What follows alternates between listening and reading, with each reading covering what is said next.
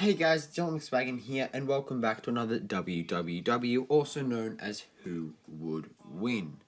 And now, in this video, we're going to be doing another Marvel battle, which means a Marvel character versus another Marvel character. And today we have Black Panther's arch nemesis, Klaw, and we're going to be putting him against one of Spider-Man's reasonably minor villains, Shocker.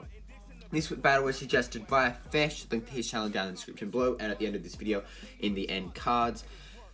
This will be a fair battle, standard equipment, no extra equipment like that, standard rules and stuff like that, so they can't bring any new characters or anything like into the battle to help them or anything like that. And with that said, let's get into this. Starting us off, we have Klaw.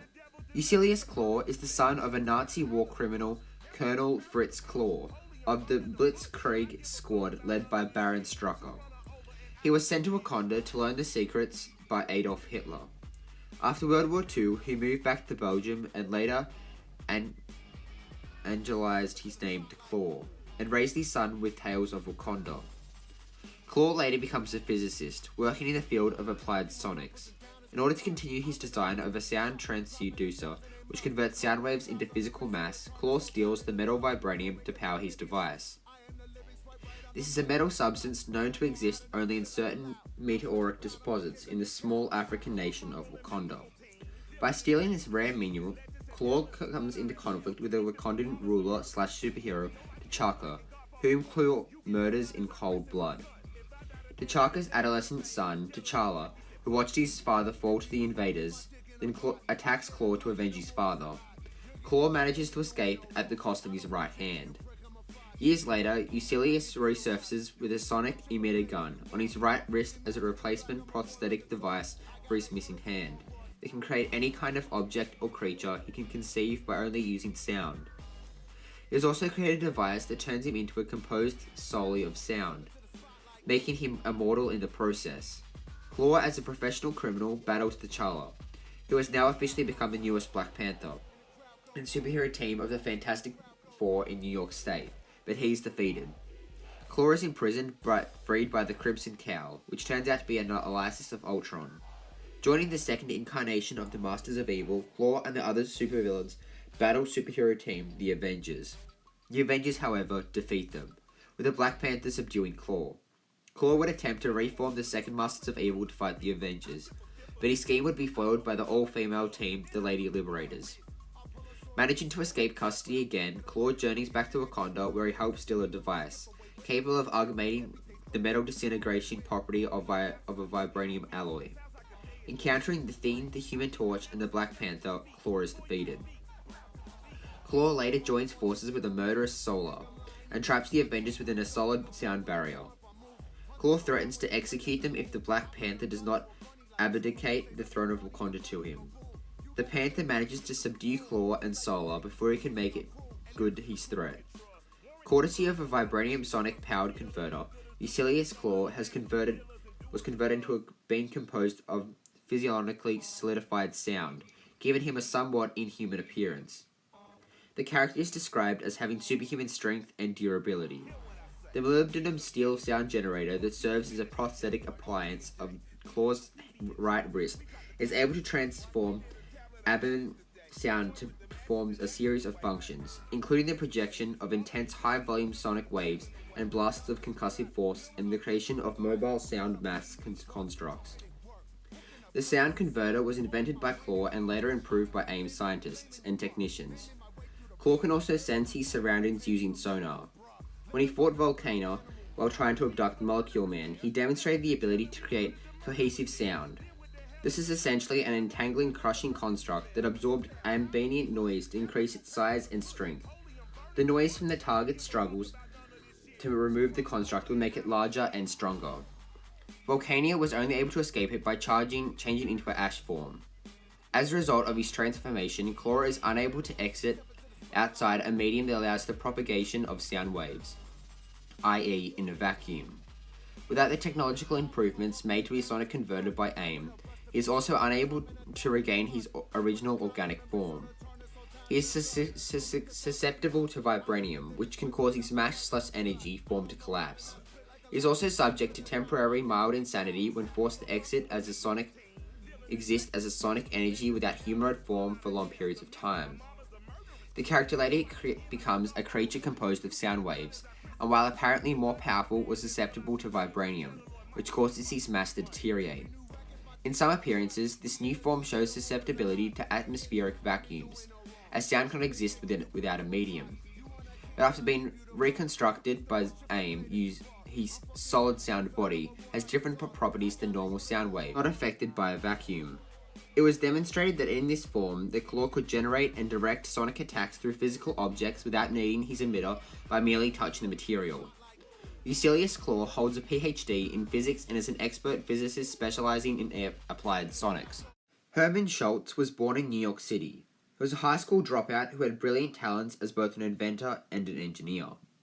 Instead of using such talents to gain legitimate employment, he became a successful burglar and the world's best safecracker, according to him in later stories at least. After finally being caught and incarcerated for his crimes, he developed a pair of gauntlets designed to shoot at air blasts vibrating at high frequency. Schultz uses his gauntlets to escape from prison and becomes the supervillain known as the Shocker. He defeats Spider-Man in their first confrontation, since Spider-Man was at a disadvantage due to having a bad left arm sprained from an earlier battle with the Lizard during a robbery. While robbing the bank, he was badly later beaten and sent back to prison by Spider-Man, pinning Schultz's thumbs away from the gauntlet's triggers with the webbing that knocked him out. Shocker later stole an ancient stone tablet with an inscription for a formula that could restore youth, that had been earlier stolen by the Kingpin. Likely Schultz's most ambitious solo exploit was his attempt to hold New York City for ransom by blacking out various electrical grids to spell out his name, and extort $1 million from the city. He then made $1 million by harassing a stockbroker. Shocker later joined Egghead's Masters of Evil with the Radioactive Man, Tiger Shark, Moonstone, and the Beetle to incriminate Dr. Henry Pym, then on trial for treason. The Masters battled the Avengers in this encounter. Shocker was later hired by the Nazi war criminal Baron von Lunt to kill Dr. Dominic Fortune, and built the Vibro Shocker units into his entire uniform to do so. Shocker was hired by the Chameleon and Hammerhead to induce Electro to join their organization. Shocker later attempted to steal thousands of charity dollars at the celebrity fundraiser for the New York City Library. He's captured by Spider-Man and sent to prison. He later escapes with the help of fellow inmate Boomerang. By this time, he's developed severe confidence issues and has become terrified the Scrooge of the underworld is going to kill him. A tipping point occurs when Spider-Man apprehends him and seems to not take him seriously.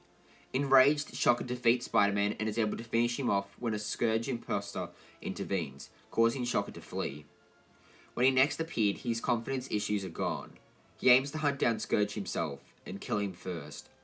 The Shocker wears a pair of gauntlets he designed with the Vibro Shock units known as Vibro Smashers, that when activated by a pump-action thumb trigger, can project the concentrated blast of compressed air that vibrates at an intense frequency. This creates a series of rapid succession high-pressure air blasts that result in a series of powerful impacts. This allows Shocker to both effectively throw long-range vibrational punches from a distance, creating destructive vibrations that can crumple solid concrete and cause extensive damage to the human body and its internal organs, as well as throw shock waves which vibrate the structure of something in order to weaken or destroy it. A lesser-known ability of the gauntlets allows Shocker to make incredible leaps by directing the air blast toward the ground in front of him. Holding the thumb triggers down for an extended period of time increases the intensity, speed, and even spread of the air blasts. The feedback from the Shocker's gauntlets is extremely intense. The initial test almost killed him. To guard himself from this, he developed a protective costume consisting largely of yellow quilt patches designed to absorb the shock. The costume is made from a phone-lined synthetic fabric which absorbs all vibrations and establishes a vibrational shield which deflects normal blows and allows him to slip from any grasp. The costume's appearance has been the source of a ridicule on the part of Spider-Man and other characters. How fellow villain the Looter was able to once wield one of the gauntlets without wearing a protective costumes and suffering injury is unclear, though his superhuman strength and durability were presumably a factor in this. Despite having no superhuman abilities, his vibrating suit and gauntlets enable him to trade blows with Spider-Man. At around the year 2000, real time, Herman Schultz began upgrading the abilities of his costume and weapons. His suit now contains a number of built-in shock units which grow up a protective vibrational field when triggered by accompanying motion detectors. Besides deflecting most physical blows, this makes it difficult, if not impossible, for someone to physically assault or grasp him by surprise. This power upgrade was accompanied by a much bulkier and more protective looking costume, as designed by artist John Romita Jr. He also recently allowed Hammer Industries to drastically upgrade the power of his gauntlets. However, not trusting to share the whole of his secrets, and thus becoming what he perceives as expendable, he refused Hammer's technicians access to his actual costume, which, at least at the time, likely wasn't providing him with thorough protection from the feedback of the upgraded gauntlets. He cited nosebleeds as a risk he was willing to take.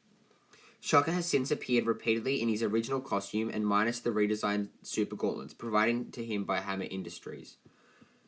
Whether or not this means he has found a way to retain his upgraded abilities in his old costume or whether he no longer uses them remains a question. And now onto the final verdict. Who would win in this battle, Klaw or Shocker? And this battle was extremely easy to be able to get the winner for it, and it was an absolute stomp. And that winner is Klaw. Unless Shocker puts vibranium into his gauntlets, he would be kind of useless against Klaw. He wouldn't be able to hurt him in any way. He would just be like getting tapped multiple times, basically. It might get annoying, but it's not going to actually physically do anything to him. And unless Shocker gets really, really angry, he could do some damage to him, but it would only be really, really like a flick or something like that. It's not going to harm him at all, and it's certainly not enough to defeat him or kill him. Klaw has been able to hurt She-Hulk with his gauntlet before, which is saying quite a bit considering it's She-Hulk. It's same on a level similar to the Hulk's, if you will.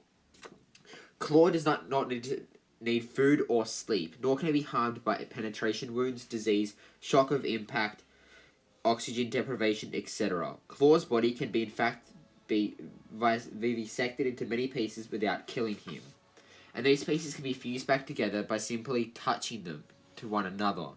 It can only exist in a medium that allows the propagation of sound waves. He would dissipate in a vacuum.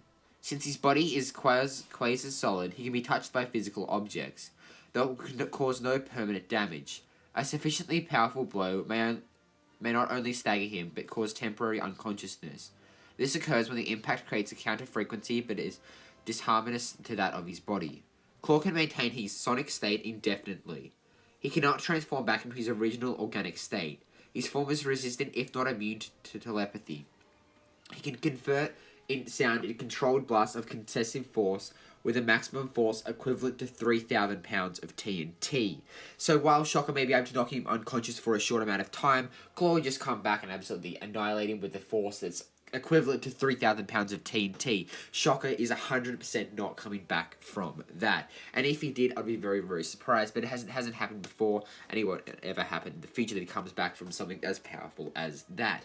And with that said, hope you guys did like this video. Make sure to drop a like, comment, and subscribe if you did. Make sure to go and subscribe to Fesh's channel. And with all that said, I'll see you guys in the next video. Bye.